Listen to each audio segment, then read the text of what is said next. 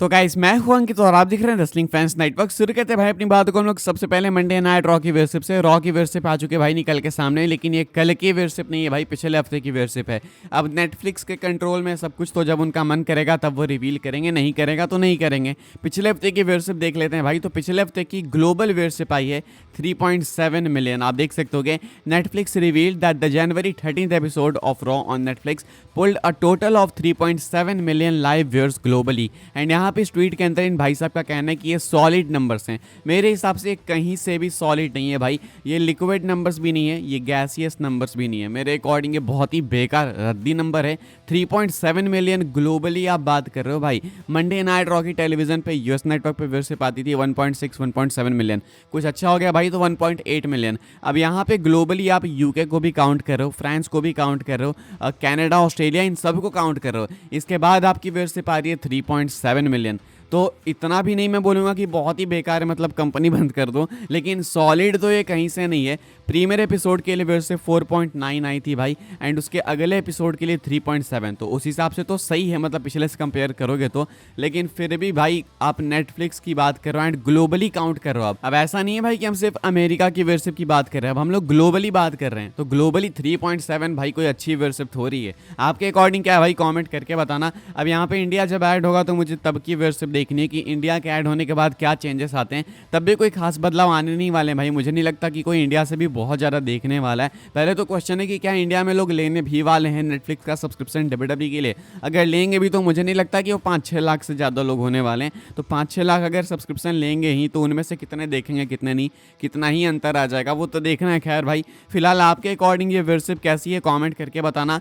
3.7 million live viewers ये कुछ बताया जा रहा है। मेरे अकॉर्डिंग भाई ये बहुत ही बेकार घटिया व्यूअरशिप है। एंड मैंने एक वीडियो बनाई थी कि WWE will be dead, possibly भाई हम उसके क्लोज जा रहे हैं, ऐसा लगता है इस व्यूअरशिप को तो देख के। एंड सबसे हंसने की बात ये भाई कि फैंस तो अंधे हो चुके हैं। अब व्यूअरशिप कैसी भी आए बस सॉलिड व्यूअरशिप। एईडब्ल्यू की कितनी भी अच्छी है, बेकार व्यूअरशिप, बस इतना ही है भाई। आगे बढ़ते हैं हम लोग, बात करते हैं नेटफ्लिक्स की ही भाई। डब्ल्यूडब्ल्यूई फैंस एक्चुअली गुस्से में है नेटफ्लिक्स के ऊपर। वैसे तो ओवरऑल ही गुस्से में है लोग, लेकिन डब्ल्यूडब्ल्यूई फैंस थोड़े ज़्यादा होते हैं, आपको मालूम है हर चीज़ में। तो डब्ल्यूडब्ल्यूई फैंस थोड़े गुस्सा है नेटफ्लिक्स पे। क्यों है भाई, आप ये ट्वीट देख सकते होगे। Netflix is raising subscription prices in the US. Okay, 2 point से ad supported tier will now cost $7.99 per month, up from $6.99 per month.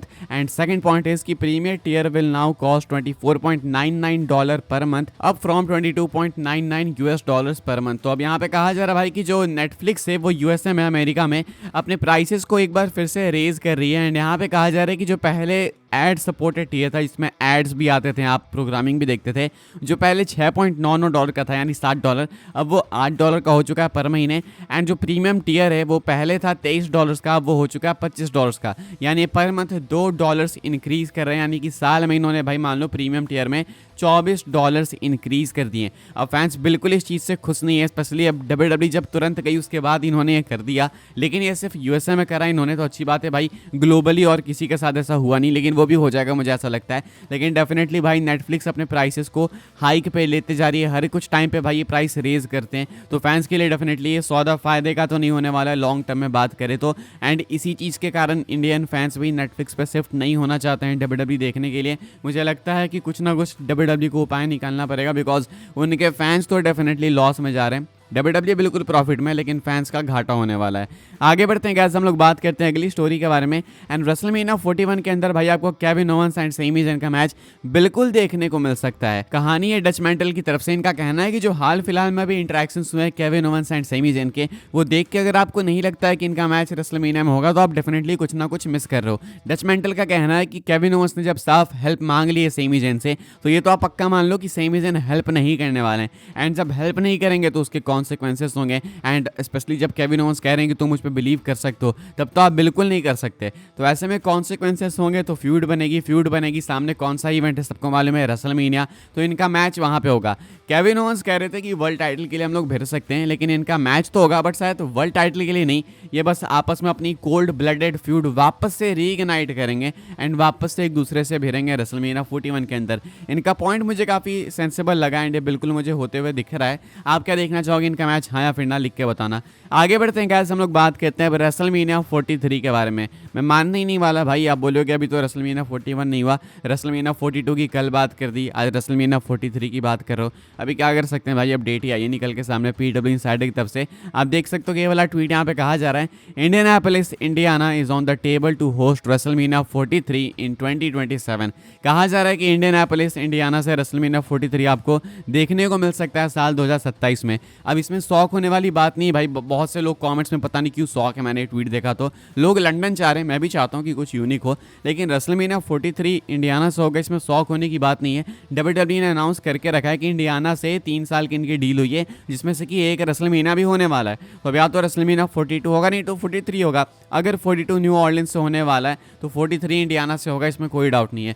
तो ऐसे में भाई इंडियाना वाली डील यहाँ पे काम आने वाली है WWE के लिए, एंड इंडियाना को उस डील के अंदर एक रेसलमेनिया मिलने वाली थी, तो वह रेसलमेनिया 43 होने वाली साल 2027 में। यानी कि अगर हम लोग यूके की बात करें भाई, तो रेसलमेनिया यूके नहीं जाने वाली है रेसलमेनिया 44 से पहले, यानी कि साल 2028 से पहले। इतना आप मान के चलो। आगे बढ़ते हैं गाइस, हम लोग बात करते हैं अगली स्टोरी के बारे में। एंड रॉयल रंबल की टिकट सेल्स में आपको बता देता हूँ भाई, रंबल काफ़ी करीब आ चुका है, इसकी टिकट्स की अपडेट देख लेते हैं। रेसल टिक्स की अपडेट है, आप देख सकते हो कि स्क्रीनशॉट कहा जा रहा है कि WWE ने पिछले 4 दिनों के अंदर 368 टिकट्स बेचे हैं। अवेलेबल टिकट्स है 1832, टोटल सेटअप कैपेसिटी 57,583 की है। हो चुके हैं डिस्ट्रीब्यूट 55,751 टिकट्स, यानी कि WWE ने भाई बहुत से टिकट्स बेच डाले, सिर्फ 1800 टिकट्स बचे हैं। इवेंट को 10 दिन बाकी है। अब WWE भाई क्या इन 10 दिनों में ये सारी टिकट्स बेच पाएगी? इसका आंसर वैसे तो काफ़ी ऑब्वियस हाँ है, लेकिन मुझे लगता है कि इसमें से मैक्सिमम टिकट्स लास्ट डे बिकने वाले, नहीं तो लास्ट आखिरी के 2-3 दिनों में बिकने वाले। देखते हैं भाई कितने टिकट्स WWE और ऐड करती है। मुझे लगता है कि कुछ और टिकट्स ऐड करने वाले, मिला के ओवरऑल 58,000 का राउंड फिगर कर देंगे। एंड इवेंट में कितनी अटेंडेंस अनाउंस करेंगे वो भी देखना होगा। आगे बढ़ते हैं गाइस, हम लोग बात करते हैं अपनी आखिरी स्टोरी के बारे में। एंड क्या एक मैसिव रिटर्न हमें देखने को मिलने वाला है रॉयल रंबल मैच में इस साल रंबल में।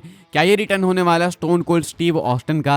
बिकॉज स्टोन कोल्ड की बातों से लगता है कि वो हो चुके हैं बिल्कुल ही प्रिपेयर्ड, बिकॉज अब उन्होंने अपनी सर्जरी वगैरह सब कुछ करा ली जो बहुत टाइम से टाल रहे थे। आप देख सकते हो कि stone cold Steve Austin shares via Instagram that he underwent total knee replacement surgery 7 weeks ago and says everything is healing nicely।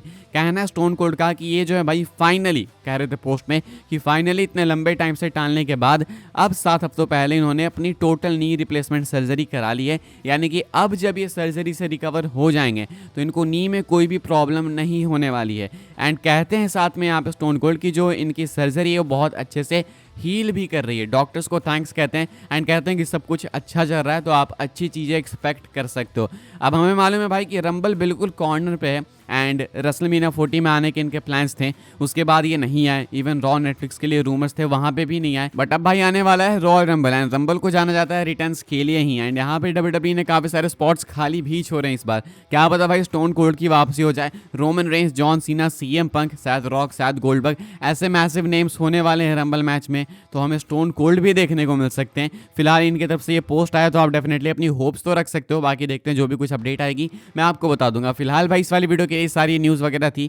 I hopes आपको इन्फॉर्मेशन मिली हो तो वीडियो को लाइक करें, शेयर करें, सब्सक्राइब करें चैनल को, ताकि आने वाले टाइम के अंदर आपको और भी ऐसी WWE की न्यूज़ अपडेट्स जानने को मिलते रहे। फॉलो कर सकते हैं आप लोग मुझे इंस्टाग्राम एंड ट्विटर पे भाई, वहाँ पे भी मैं WWE का ही कंटेंट पोस्ट करता हूँ। ज्वाइन कर सकते हैं आप लोग मुझे व्हाट्सएप चैनल पर, उसके भी लिंक डिस्क्रिप्शन में मिलेंगे। मैं आपसे अगले वीडियो में, तब तक के लिए goodbye, thanks for watching.